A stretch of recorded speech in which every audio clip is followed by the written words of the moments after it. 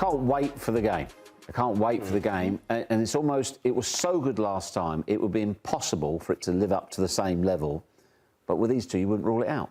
No. Yeah, so many storylines to watch. So why don't we get onto our storylines that we're going to be looking out for in the game tomorrow? Geoff, I'll start off with you. Yeah, I've been racking my brains on this one because the most obvious thing, when it's a high-scoring game like that, you think, OK, both coaches are going to tighten things up. They've got to change what they do. There is absolutely zero chance of either of these coaches doing that. They've already said it. They've already declared it. So that's not news, me saying that. We play the way we play. So I was trying to think what might be different, what could be different. And the only thing I can come up with is the intensity of Bayern Munich. Now, in the first leg, as a team, they ran 6K more than PSG. Wow. Now, you could argue that's because they were chasing the ball and they were running around. In general, their players have run further this season than PSG. And a couple of the Bayern players said we saw the PSG players cramping up and they were tired towards the end. They believe that PSG don't play at the same level as intensity that they do on a regular basis. So, could they, is it possible that they press, not higher, but with even more intensity and are even more on the front foot than we saw in Paris last week? Now, that's a tall order, but it's, I mean, other than Hakimi, everything else is exactly the same.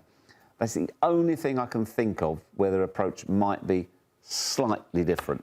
But it's all very well saying that. When you've got the other team popping passes round you, you can look mighty silly with the press. But can you think of anything that either of these two will do that is specifically different from the first leg? I don't think so. I think they'll go again round two. Yeah. I think defensively they'll be the same? Of course, defensively they're going to want to clean up.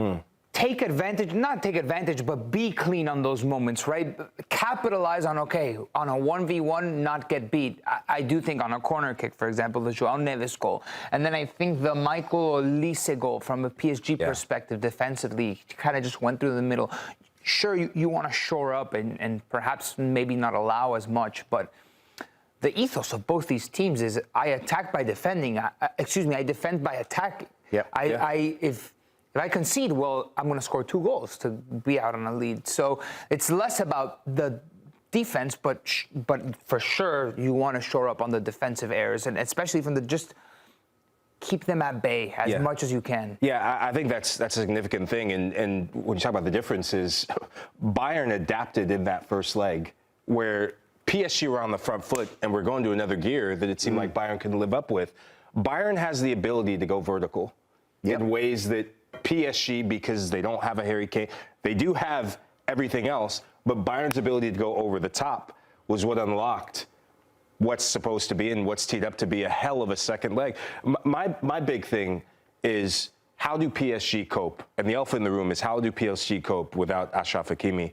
And to show how significant Achraf Hakimi is, Uli Hoeneß was asked about which PSG player would you take in a heartbeat. He didn't even hesitate. He said Hakimi.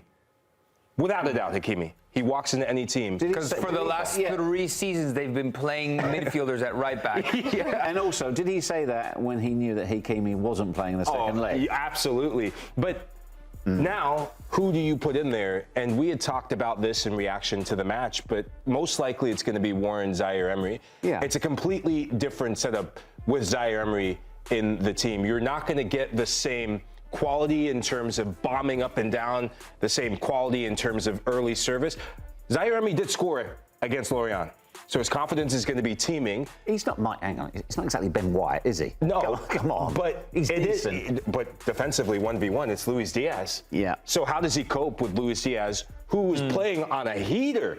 Luis Diaz, who looked ridiculous against Hakimi, right? So those 2 wingers of Bayern going up against the 2 fullbacks of PSG, that's going to be my story to watch. Nico, what's your story to watch? For me, it's about Manuel Neuer.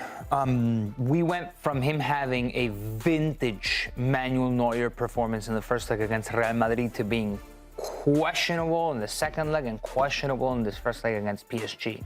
0 saves, 5 shots, 5 goals. And then not only that, PSG, when they were 5-4 up, they could have hit the post and made it 6-4. Seni Mayulu coming in and rattling the post. You talk about momentum shifts, about this game being played in a very similar fashion. There's less margin of error because there's less football to be played. It's only 90 minutes, and if a team runs away with it, you got to make sure that you keep on running away with it, right? There was so much back and forth. Bayern were the better team to start off. They got the first goal. Michael Olise could have got the second goal right then and there, but Safonov stopped them. And then PSG found themselves up 2-1, and then 5-2, and then PSG let off, and Bayern came back in. So there was more margin of error in the first leg. Now it's, can somebody run away with it? And a critical moment is a goalkeeper coming up with one save. Maybe it is Neuer already conceded. They could be down 2-1, Bayern Munich. And Neuer makes a save to avoid 3-1, and Bayern then find themselves up 3-2. That's the moment that I want to see Neuer produce, because we didn't get that. Not against Real Madrid in the second leg, not clearly against PSG in the first leg. PSG keeper was the better keeper in the first leg. Yeah. He made some fantastic saves. He made two saves that changed the momentum. One player I want to hit on very quickly is Jamal Musiala. Jamal Musiala doesn't look like himself. In that first leg, if you could pick out one player in the attack that didn't show up for Bayern Munich, it's Musiala. For Germany, not just Bayern, I'm thinking for the World Cup with Germany, this would be massive if he could put in the sort of performance for his own confidence and for German football to get Musiala back, to get him back in confidence in front of goal, to get him back in terms of slaloming runs, and that finishing touch. You remember the half chance he had in the first half against PSG? Those are the sorts of things that make it 5-5 and full advantage Bayern. I still give the edge to Bayern Munich because of the Hakimi injury, but Musiala is one of the players I'll be watching And as well. also, for the love of this sport, who's the referee? Who is it? It's Hopefully, João Pedro Pinheiro. For the love of this sport, make the right calls. This is don't go there. Let's not jinx it. Don't jinx it. the handball on. It was such a blemish on a perfect match of football from the Alphonso Davies handball, and I hope that this match is defined by the football being played, and the moment is not a poor refereeing or a questionable refereeing call. But in what world, though, it's gloriously bonkers, this game. In what world would a team go away from home, concede 5 goals, and feel confident about going through? There's only two that exist. For Bayern and PSG, it's not about home and away at this point. Yeah. It's about you versus me wherever it is, right? Yeah. It's almost like home. That comes into a factor tomorrow? At this level, for these teams, if there's ever a series where home field advantage is felt the least, I think it's between these two teams because the level is so high. Yeah. Bayern Munich, in the 10 previous Champions League games where they've lost the first leg, in the previous 10, they've been eliminated in 9. Wow. I think that might change this very one. What you said, I think, is one of the most important things about this tie. We saw it in the first leg. This is a tie of individual matchups. Whoever wins your individual matchups, whether it be winger versus fullback, midfielder versus midfielder, striker versus center back, wins the tie. Yeah, it'll be very interesting to see what happens tomorrow at the Allianz Arena. Bayern Munich taking on PSG. PSG are 5-4 up on aggregate. This is a quick graphic here, high-flying attacks all season. Boys, what do we make of this graphic? 3.4 goals per match to 2.4 goals per match. Hey, just this graphic, I gotta take the over on the match. I gotta probably take the by several over. Are we putting a morning footy parlay? Well, to be fair, Buckets cleaned up in the first leg. He was spot on with virtually everything. He still owes us breakfast, though. Don't think we haven't forgotten. Yeah.